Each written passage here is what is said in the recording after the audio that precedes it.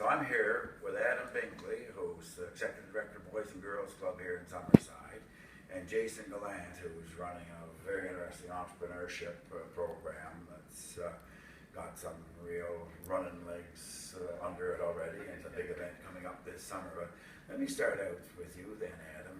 Is it more than 20 years in your role? This is my 21st year as Executive Director of the Boys and Girls Club.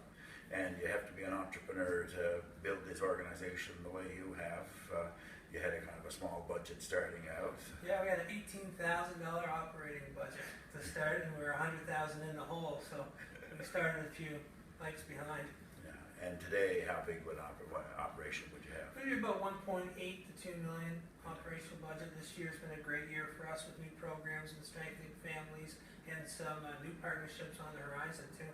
Fantastic. And how many students or how many young people, boys and girls, would take part in your programs over the course of the year? Over the year with our satellites and special projects, we have 3,000 children, youth, and families. That's fantastic. And volunteers and community partners. Yeah, we also have 29 full-time workers, over 60 seasonal staff.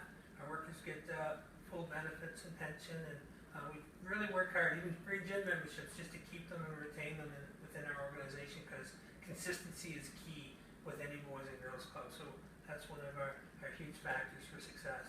Well, congratulations on that. We'll come back to some of the finer details of how you put that all together, because I'm sure some entrepreneurs would like to know about that. And Jason, you're leading up together with Sarah this program, which will be a particular initiative for 35 young entrepreneurs, is it? Yes, what it is we're trying to build the next entrepreneur. So trying to get the young leaders to understand what's available out there, and try to get them to start being more creative in their ideas, and trying to get them on the right path to become a young entrepreneur on PEI. And that program is at least tied together, where they're going to happen in approximately the same time as the big annual fundraiser for the Boys and Girls Club. Is that right? Yeah, our program is a summer program. It runs 9 weeks. A big part of it is Adam's Golf Week, but we also have our think tank during that week, which is a huge entrepreneurial opportunity for these young leaders to get to speak with some well-renowned entrepreneurs that had success on PEI, and kind of pass along what they've learned over the years onto these young leaders. So help build them up. So tell us how you spot these 35, or what you look for when you're looking for the young entrepreneurs. Well, we give the information sessions, but they have to submit their resumes just like they're coming into a job. So we're trying to prepare them for their first jobs.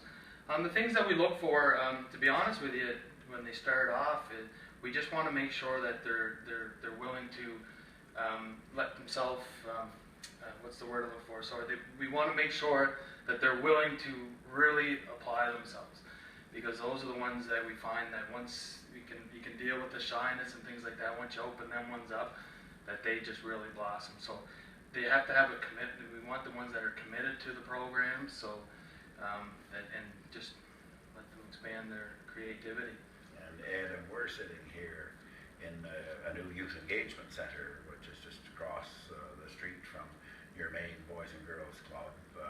You had to do some magic to put that all together, did you? We sure did. It all started with sometimes with success comes some challenges. So we've been so successful with our programs, mainly for 4 to 12, that the original club across the street is bursting at the seams. And in order to expand the much-needed structured preventative youth programming, we needed space. So we worked very, very hard, received some funding through ACOA and some additional partners. We got halfway there, got some help with the bank, and boom, we built a brand new 4,800 square foot facility that we already have 7 programs ready to offer starting next month. And that's in part reaching out to families where the kids might be in some getting into some trouble or some risks that you're trying to get out ahead of. Yeah, with the 7 programs, we're really trying to create a variety, and the whole idea is to provide a youth a place to belong. So whether it be in a music studio, or writing a song, or at a Gallant Technology Center, or the Strengthening Families program, which you mentioned, we're really trying to build the whole sense of being connected to an organization, feeling loved, respected, and that whole, like I said, sense of belonging. the Strengthening Families program, we work not just with the youth, but with their families. And we build that love, communication, resiliency, which the end result is reduced substance abuse, youth-related violence, that type of thing. Well, that's fantastic. Now, most people who are entrepreneurs would measure their success in how they're getting ahead in terms of earnings or what they're creating in work. Of course, you're creating a lot of work. What do you measure to get your satisfaction? I think it's the amount of opportunities that the Boys and Girls Club of Summerside provide to children and youth. At the end of the day, when the dust settles, that's what we're here for, is to provide opportunity that without these resources and programs and amazing staff and community support all meeting at one spot, it wouldn't exist. So that's where I think the success lies. And Jason, to come back to the program that you're putting together, what would you say you'd like those 35 young people to gain or to learn or to kind of, in terms of, I might say, building capacity as a result of the program? Well, it's great when we just went through the schools to give them information on how to apply and things like that. So one of the questions we asked them was, name an entrepreneur. And at that age, they don't really start to think of that. So it kind of gets them started on that path. And that was one of the questions. A lot of people just had to understand what an entrepreneur was. So we rephrased the question to explain what an entrepreneur is, then brought it in to ask the same question. And then when they start thinking about, then they started naming all these entrepreneurs. So then when they go through the program, not only as they start off raw into becoming an entrepreneur, but then you see them go and see how an entrepreneur operates and how they work.